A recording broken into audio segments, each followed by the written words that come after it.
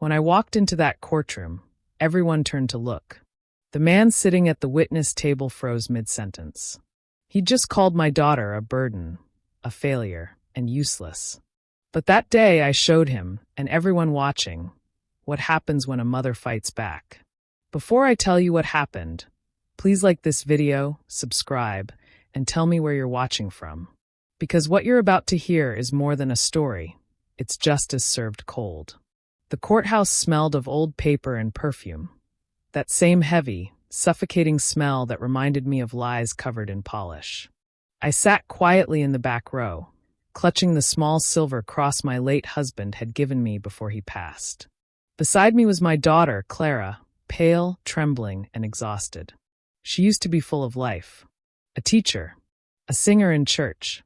But ever since she married Lucas, everything about her dimmed. He'd chip away at her confidence day after day, telling her she was lazy, ungrateful, and not wife material. And now here we were, in a courtroom, fighting over the house she built and the child she raised. When Lucas entered the courtroom, he wore arrogance like a suit. Polished shoes, slick hair, that smirk I'll never forget.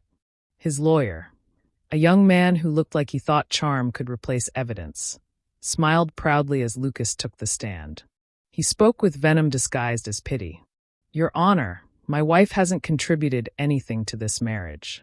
She stays home, she doesn't earn, and now she wants to take my property? That's not fair. She's basically useless." I saw Clara's face crumble. Her hands clenched her skirt, her lips trembled, but she said nothing. That's when I knew I couldn't stay seated any longer. I stood up slowly. The entire courtroom turned toward me. "Your Honor," I said firmly, "may I be recognized as an intervening witness?" Judge Ramirez adjusted his glasses, surprised. "Mrs. Ortega," he said, "I didn't expect to see you here." "Oh," I replied, walking toward the front. I wasn't planning to speak until I heard that word useless. See, 2 months before the hearing, I discovered things Lucas never thought I'd find. The secret bank account, the money transfers to another woman, and worst of all, the messages he sent calling my daughter a dumb wait I married by mistake. But I didn't confront him. I waited, because sometimes silence isn't weakness, it's preparation. The night before the trial, I compiled every document, every screenshot, every receipt. I told Clara to rest. I told her, "Tomorrow, my dear, you won't need to speak. I'll speak for you." The judge nodded. "You may proceed, Mrs. Ortega." Lucas rolled his eyes. "With all due respect, Your Honor, this woman isn't." I raised my voice just enough to silence him. "Respect," I said, "isn't something you get to define, Lucas. Especially not after what you've done."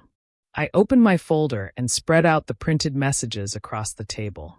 "Your Honor, these are communications between Mr. Lucas Ortega and one Melanie Cruz, dated 6 months before he filed for divorce." Lucas's face drained of color. "Those are private," he barked. "Not when they're proof of adultery," I replied calmly. "In these messages, he admits using my daughter's salary to fund his affair, and even plans to make her sign over the house once the divorce is settled." The courtroom erupted. Gasps. Whispers.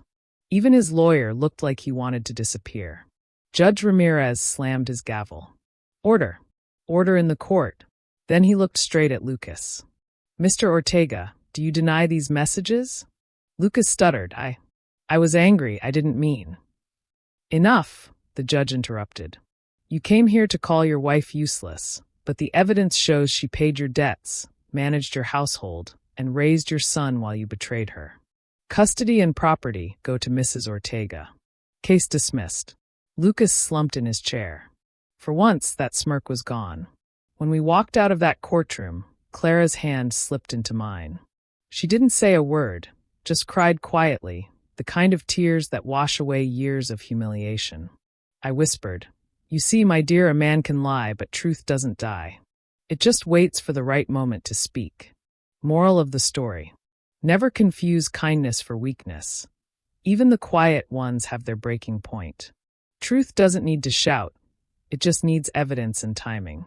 Betrayal doesn't destroy love. it reveals character. A mother's love isn't loud, but when she strikes, it's final. In life, you may sit in silence for a while, but when justice calls, stand tall. If you believe in justice, like this video, share it, and subscribe to the channel. And tell me in the comments, if you were in Clara's shoes, would you forgive or let karma handle the rest?